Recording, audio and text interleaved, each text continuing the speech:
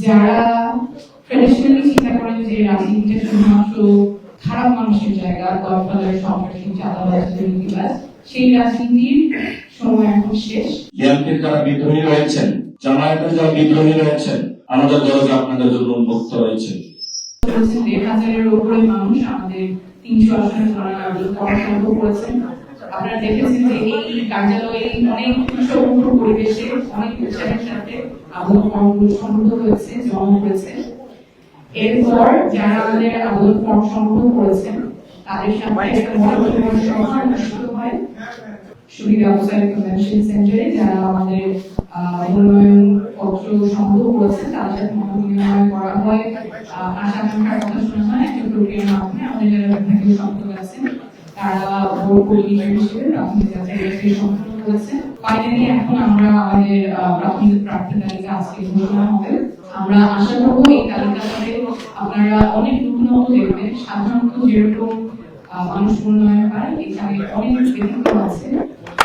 যারা ট্রেডিশনালি চিন্তা করেন যে রাজনীতিটা শুধুমাত্র খারাপ মানুষের জায়গা, গডফাদার, সন্ত্রাসী, চাঁদাবাজ, দুর্নীতিবাজ, সেই রাজনীতির সময় এখন শেষ। দক্ষ, সৎ, যোগ্য নেতৃত্ব আসবে এবং আমাদের উন্নয়ন প্রক্রিয়া সেটারই একটা দুর্ঘটনা আমরা নিতে পারবো। সকলকে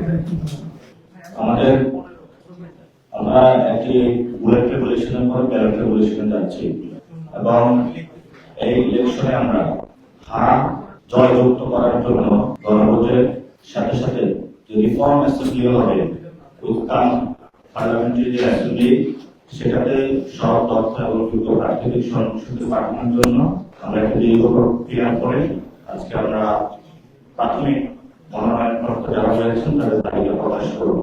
সেই ক্ষেত্রে পুরো বাংলাদেশের মানুষকে আমরা আহ্বান জানাবো যে আপনারা যখন ভোট দিতে যাবেন গণভোটের হারের পক্ষে একটি ভোট দিবেন আপনারা, এবং যারা প্রার্থী তালিকায় আমাদের নমিনেশন প্রাপ্ত হবে তাদের প্রতি আমাদের ইনস্ট্রাকশন থাকবে যে আপনারা হারের পক্ষে মাঠে ক্যাম্পেইন করবেন, সাপ্তাহিক ভোট চাইবেন এবং এই মনোনয়ন যারা পেয়েছেন আমাদের জাতীয় নাগরিক পার্টি যে কোনো সময় যদি কেউ বিশৃঙ্খলা সৃষ্টি করে তার বিরুদ্ধে দুর্নীতি, চাঁদাবাজি, সন্ত্রাস, ঋণ খেলাপি, ক্রিমিনাল কোনো অফেন্স অ্যাক্টিভিটিস পাওয়া যায়, আমরা এটা জনগণের সামনে প্রকাশ করতে যাচ্ছি জনগণের কোর্টে। যদি কেউ আপনারা পেয়ে থাকেন সাথে সাথে আপনারা যদি আমাদেরকে জানান আমরা তাদের প্রার্থীতা বাতিল করে দেব। আমরা দুর্নীতি, চাঁদাবাজ, সন্ত্রাস, ঋণ খেলাপি, আওয়ামী লীগ, জাতীয় পার্টি এবং ক্রিমিনাল অফেন্সের সাথে যারা জড়িত তাদেরকে সংসদে আমরা পাঠাতে চাই না। এই ধরনের যদি স্ক্রুটিনি করে আপনারা পাবলিক আইতে কাউকে পান আমাদেরকে সাথে সাথে জানালে আমরা তাদের প্রার্থীতা বাতিল করে দেব। 2 নম্বর বিষয় হলো ইলেকশন কমিশনের একটি সরকারি রিপোর্ট বের হয়েছে, আরবিও সংশোধনী এসেছে। আমাদের কাল বা এরপরে তফসিল ঘোষণা হতে যাচ্ছে।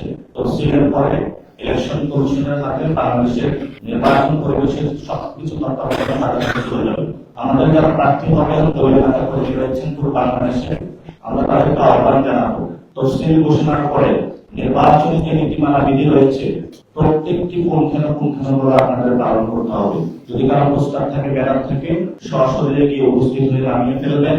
আমরা এই ইলেকশনে নির্বাচন কমিশনের যে নীতিমালা রয়েছে অক্ষরে অক্ষরে পালন করতে চাই। একটি সুন্দর নির্বাচনী ব্যবস্থার মধ্য দিয়ে আমরা বাংলাদেশের নতুন পরিবর্তনের দিকে যেতে চাই। সেই ক্ষেত্রে যারা মনোনয়ন প্রাপ্ত হচ্ছেন এবং অপরাপর রাজনৈতিক দল সবার প্রতি আমাদের আবেদন থাকবে নির্বাচন কমিশন পার্বত্য ব্যবস্থাটা করে নির্ধারণ করেছে। সেই ক্ষেত্রে দেশি শক্তি এবং টাকার খেলার যে রাজনীতি হচ্ছে সেই টাকার খেলা রাজনীতি থেকে বের হয়ে নির্বাচন কমিশনের নীতিমালা অনুযায়ী ফাইন্যান্সিয়াল পলিসি এবং ক্রিমিনাল যে পলিসি গুলো রয়েছে যে অপরের প্রতি আমরা বাজি ব্যবহার করব না, সেই ধরনের প্রত্যেকটা নিয়ম নীতি মেনে আপনারা মাঠে কাজ করবেন। যদি আপনাদের কাউকে এমন আমরা পাই যে আপনি বাংলাদেশের সংস্কারের বিষয়গুলো নিয়ে আপনি সেগুলো মান্য করছেন না, তাহলে আমরা আপনাদের প্রার্থীতা বাতিল করতে বাধ্য হব।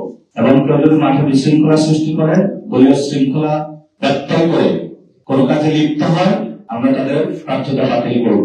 আমরা নতুন একটি সংস্কৃতির দিকে যাচ্ছি। বিপ্লবের অগ্নিগর্ভের সন্তানেরা, আশা করি আপনারা এগুলো মেনে চলবেন। আমরা একটি নতুন পরিবর্তনের যাত্রার দিকে যাচ্ছি। আমরা প্রথম যে তালিকা সেটা 125 জনের তালিকা আমরা প্রকাশ করতে যাচ্ছি। আমরা দ্বিতীয় ধাপে বিএনপির যারা বিদ্রোহী রয়েছেন, তবে রিফর্মের পক্ষে আপনারা আছেন, জামায়াতের যারা বিদ্রোহী রয়েছেন, রিফর্মের পক্ষে যারা আছেন, বিভিন্ন সিভিল সোসাইটি যারা দক্ষ, যোগ্য যারা রয়েছেন, দ্বিতীয় তালিকায় আমরা তাদের নামগুলো রাখার চেষ্টা করব। প্রথম তালিকায় আমরা সবার নাম রাখতে পারি না, এই জন্য আপনাদের কাছে দুঃখ প্রকাশ করছি। আমাদের আরো 2টি তালিকা যাবে। প্রথম তালিকায় আমরা সবচেয়ে যারা বিপ্লবী অগ্নিগর্ভ থেকে জন্ম হয়েছেন, বিপ্লবকে ধারণ করেন, বাংলাদেশের নতুন সংবিধান চান, আমরা তাদের নামগুলো রাখার চেষ্টা করেছি।